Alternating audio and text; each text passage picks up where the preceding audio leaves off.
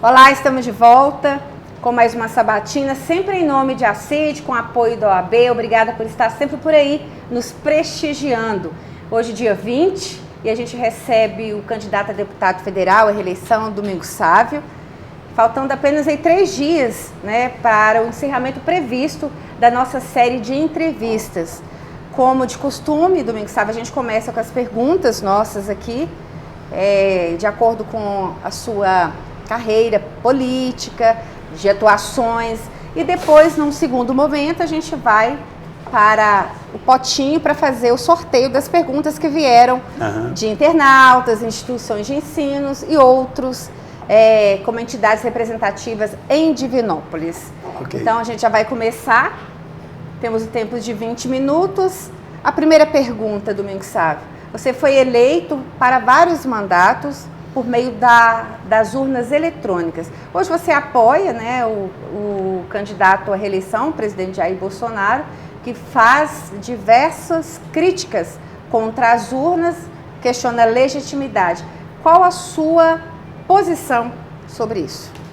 Bom, inicialmente quero cumprimentar o Jornal Agora, né, por esse trabalho importante de aproximar os candidatos do cidadão, porque hoje o meio digital, a internet, é fundamental para o conhecimento, para a informação rápida, e mais do que nunca isso é imprescindível para uma decisão acertada. Vamos à pergunta. Olhe, nós tivemos na Câmara uma votação sobre um aprimoramento das urnas eletrônicas. Qual seria o aprimoramento?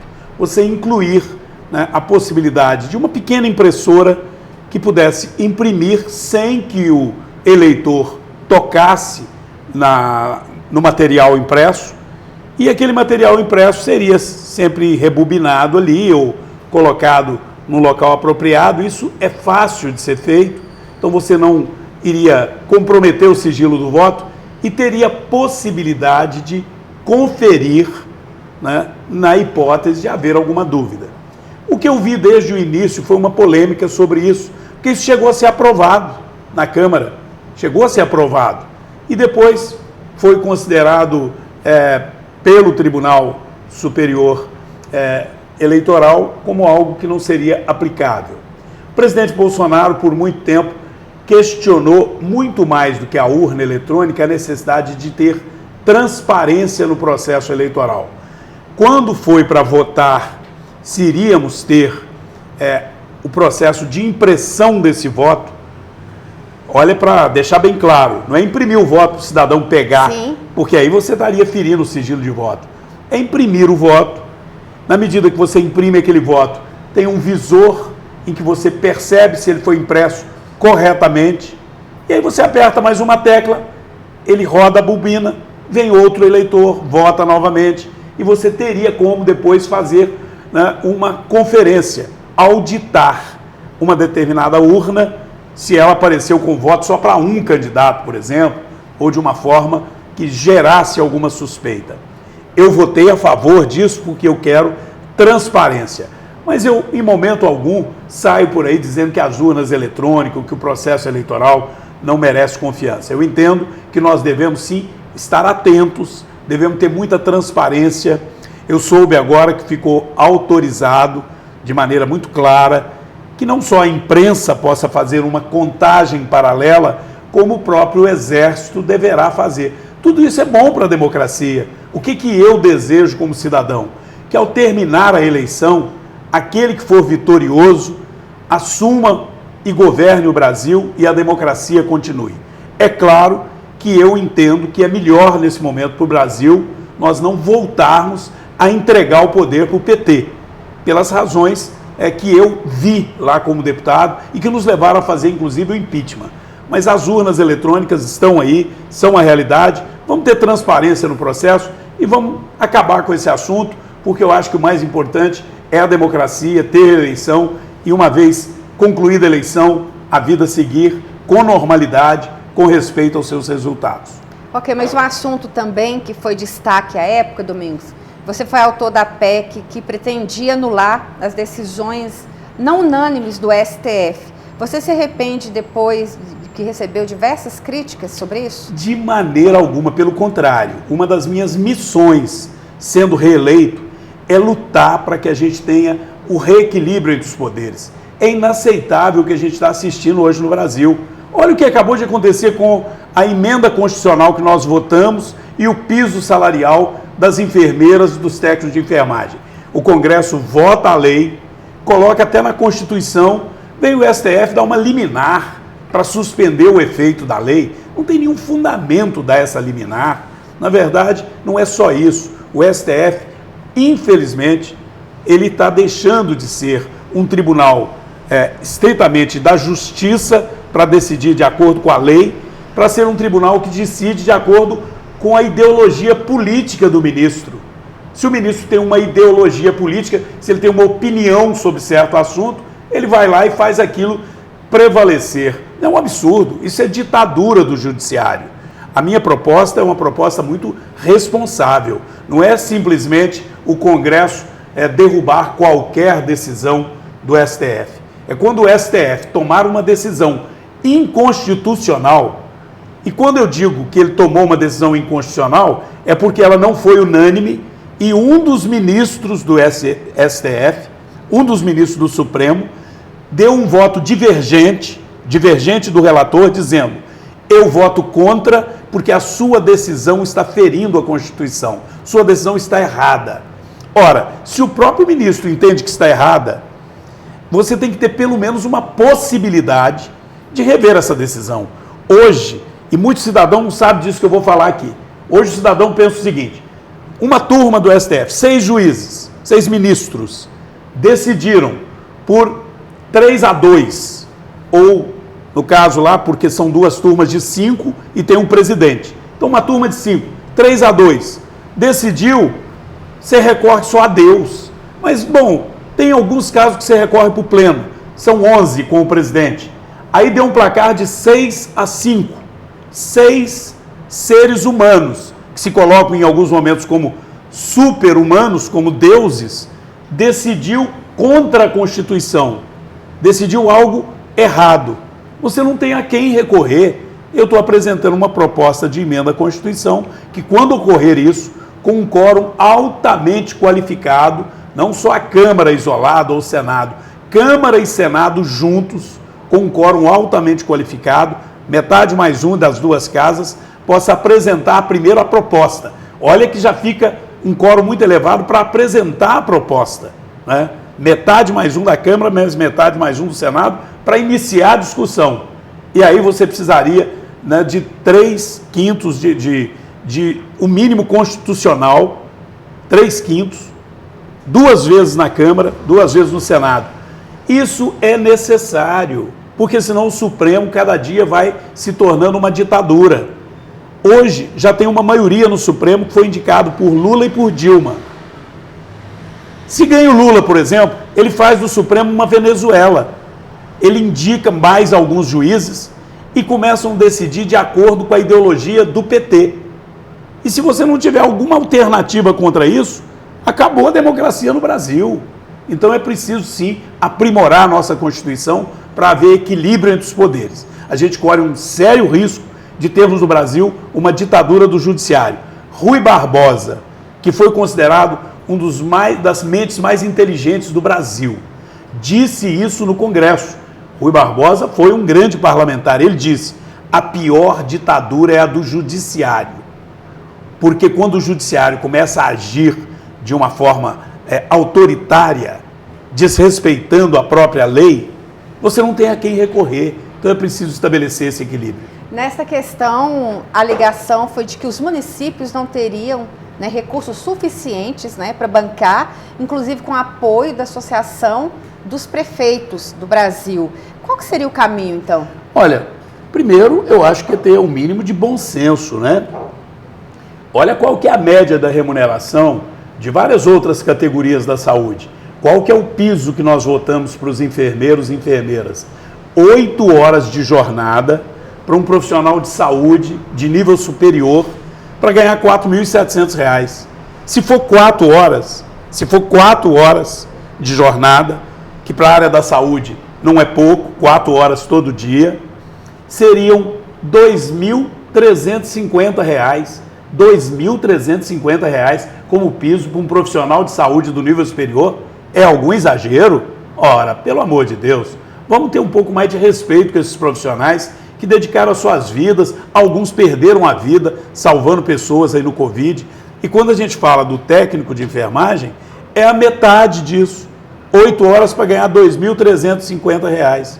4 horas para ganhar 1.000 e pouco, um salário mínimo. Ora, por favor, falar que não tem condição de pagar, nós temos, que é óbvio, fazer aí um reequilíbrio das contas públicas. E no caso das instituições filantrópicas, eu todo ano ajudo com emendas. Vamos aumentar o repasse, vamos melhorar a tabela do SUS, vamos fazer uma distribuição tributária mais justa para os municípios. Agora, jogar isso nas costas dos enfermeiros, que a culpa é dos enfermeiros e enfermeira, é uma saída muito cômoda, eu não concordo com isso. Ok, Domingos, para encerrar essa primeira parte de perguntas, é uma que certamente todo mundo que está nos assistindo quer saber. Bolsonaro vem, está confirmado, programação, como é que está essa expectativa? Olha, nós convidamos o presidente Bolsonaro, achamos que é importante ele vir aqui no Centro-Oeste Mineiro, não só para ouvir e falar para o povo de Divinópolis, mas para toda a região. Nós somos uma grande região, né, e que eu tenho a honra de representar. Fiz esse convite, o Cleitinho também fez esse convite, claro que outras lideranças também desejam a vinda dele, mas nós fizemos pessoalmente, eu fiz isso pessoalmente, aliás, gravei até um vídeo na hora e postei, e ele me disse que iria fazer o possível. E felizmente ele está atendendo ao nosso convite, ele já me comunicou que colocou na agenda, é prioridade, já estamos organizando local, som, palco, dia 23, numa sexta-feira, ele estará aqui. É claro que a agenda de presidente está sujeita a alterações, é preciso que haja sempre essa clareza, né? A agenda do presidente, ele, por exemplo, tinha agenda essa semana e esse fim de semana aqui. Faleceu a rainha Elizabeth e ele, como chefe de Estado, foi convidado, cancelou a agenda e está indo representar o Brasil. Ele gostaria até de ficar aqui no Brasil, porque ele está aí no meio de uma campanha, mas numa hora dessa tem que representar o Brasil. E irá também a ONU representar o Brasil. Mas retorna dia 21 e já está na agenda dele, prioridade, estar em Divinópolis. Nós vamos organizar para que ele venha, possa trazer sua mensagem, tirar inclusive a imagem que alguns têm de que é uma pessoa que tem esse ou aquele problema. Eu conheço o Bolsonaro, joguei futebol com ele no período que fomos deputado federal juntos, acompanhei todo o mandato dele, o apoiei durante esse mandato, né, desde o primeiro momento, e sei que muitas vezes ele não é muito polido. Os erros do Bolsonaro estão sempre associados a alguma coisa que ele disse, mas não a alguma coisa que ele fez. O presidente Bolsonaro é um patriota, é um homem dedicado a esse país, um homem que tem uma obsessão por combater a corrupção, um homem que tem preocupação em melhorar a qualidade de vida dos brasileiros e tem uma linha política que é, de fato, uma linha liberal, de valorizar a livre iniciativa, a meritocracia, de querer que esse país prospere e chegue a ser, de fato, uma grande nação. E para ser uma grande nação, é o povo brasileiro ter renda, ter emprego, ter qualidade de vida. E isso se consegue, não é só passando a mão na cabeça, dizendo é um coitadinho, não pode trabalhar, ou dizendo que bandido que roubou celular, você tenha que perdoar. Na verdade, nós não temos que perdoar bandido. Nós temos que ter, sim, punição para bandido. É claro que uma vez recuperado, é um ser humano. Agora dizer, não, tudo bem, você roubou, coitadinho, não. O presidente Bolsonaro é duro nessas coisas e o Brasil precisa de alguém que seja duro com relação a essas coisas, porque senão nós vamos voltar para o passado da corrupção e dizer, não, tudo bem, coitadinho do Lula, fazia parte de todo aquele esquema de corrupção que ele estava cansado de saber que existia, mas vamos perdoar ele? Não, eu entendo que o Brasil está diante de uma escolha, não é só de um presidente. Não é só se nós vamos eleger o Bolsonaro ou se vamos eleger o Lula. Isso já seria muito importante. Nós estamos numa encruzilhada. Nós queremos continuar melhorando e precisa melhorar. O Bolsonaro, se pudesse ficar mais polido, não, ele vai ter mais um mandato. Depois eu quero um presidente que tenha a mesma linha de trabalho do Bolsonaro e que cada vez esteja melhor e melhor preparado para o Brasil evoluir. Agora, retroceder, ir para o lado do socialismo, vamos vamos dizer a palavra clara, do comunismo populista, que não respeita direito de propriedade, que daqui a pouco pode estar restringindo liberdade religiosa, não é? Como chegaram a dizer que não podia ter um crucifixo numa igreja, num país eminentemente cristão, que tenham a capacidade de achar que é natural para uma criança, eu não estou falando nem adolescente, de 5 anos, começar a ter o processo de querer influenciar na sua sexualidade, né? Interferindo com essa história de teoria do gênero, não é? Imagine se eu quero o meu neto, a minha neta de 5 anos, né, sujeito a esse tipo de coisa. Não é preconceito. Eu convivo com homossexuais a minha vida inteira, tenho o maior respeito, tenho amigos que eu, assim, digo até a expressão mais carinhosa, que eu amo de paixão, e não tem nenhum problema com relação à homossexualidade. Agora, você achar que criança de 5 anos, né, e a gente viu isso com pessoas que acham que isso é normal, isso é a modernidade. Isso não é a modernidade, isso é destruição da família. Destruir família, destruir religião, destruir direito de propriedade são os pilares do socialismo. Isso vem lá de Marx. E a turma do PT sempre quis isso. Eles só não têm coragem de fazer a campanha pregando o comunismo. Mas entrega o poder para eles. Entrega o poder para eles que a gente vai ver o Brasil literalmente seguir o caminho da Venezuela, o que estão tentando fazer com a Argentina, estão tentando fazer com alguns outros países da América Latina. Então é uma encruzilhada. Você quer ir para o socialismo populista? Você quer comprometer todos esses valores? Você quer parar de acreditar que alguém pode ser empreendedor? Eu fui criado em casa com lamparina, chão batido, indo para a escola descalço. Eu sou médico veterinário e sou um cara que acredito que alguém que quiser lutar, ser empreendedor, montar primeiro a sua confecção, depois virar uma grande indústria, tem que ser respeitado. Tem uma turminha aí que acha que se o sujeito é empreendedor, ele é bandido. Se ele conseguiu conquistar alguma coisa, está errado. Por quê? Porque era aquela teoria do comunismo. Nós temos que dividir tudo, o Estado é dono de tudo, você não pode ter sua propriedade. Olha, isso é um atraso para a humanidade. Olha os exemplos no resto do mundo, onde tentaram implantar isso. Ou vai pela violência, como na Coreia do Norte, que inclusive a China, embora hoje adote práticas capitalistas, mas continua com um regime de Estado autoritário. Se você é contra, você está fora. Não tem o direito de falar, não tem liberdade de imprensa. Ela falar que o Bolsonaro é que é ditador, o Bolsonaro está tolerando a Globo e a CNN arrebentar com ele todo santo dia, mesmo no período eleitoral. No período eleitoral é crime. No período eleitoral é certo fazer o que o Jornal Agora está fazendo. Chama todo mundo aqui, trata todo mundo igual. Lá eles tratam igual. Botam 4 comentaristas que não é comentarista, é figura partidária, é nojento o que a gente está vendo. E o Bolsonaro fez o quê? Tolerou e está tolerando. E ainda diz, vai continuar assim, imprensa comigo será livre. Quem vai ter que ter análise crítica é o cidadão, e o cidadão está tendo. O cidadão não está nem aguentando ver falar em Globo News, né, em CNN, porque virou uma nojeira. Né? Aquilo é falta de respeito com a liberdade, a verdadeira liberdade de imprensa. Né? Aquilo é pior do que censura, é dirigir como se fosse um rebanho, o povo brasileiro, para seguir a cartilha deles. E olha que é uma concessão pública. Então, olha, eu estou muito seguro de que nós estamos no caminho certo, com problemas, com coisas a ser aprimoradas. Mas o senhor, presidente da República, é um homem do bem, é um homem correto. O tempo todo querem culpar ele porque um filho pode ter cometido o ilícito de ter feito a divisão do salário dos funcionários que eram nomeados, que é errado e que não pode fazer. E que se o filho fez, que seja punido. Agora o presidente da República é culpado disso. Coisa ridícula. Então, Domingos Sávio, a gente entraria agora na segunda parte da nossa sabatina com as perguntas que vieram, mas o tempo passou muito rápido, né? Passa muito rápido e, infelizmente, eu vou dedicar esse tempo que nos resta para suas considerações finais, para você falar diretamente com o eleitor.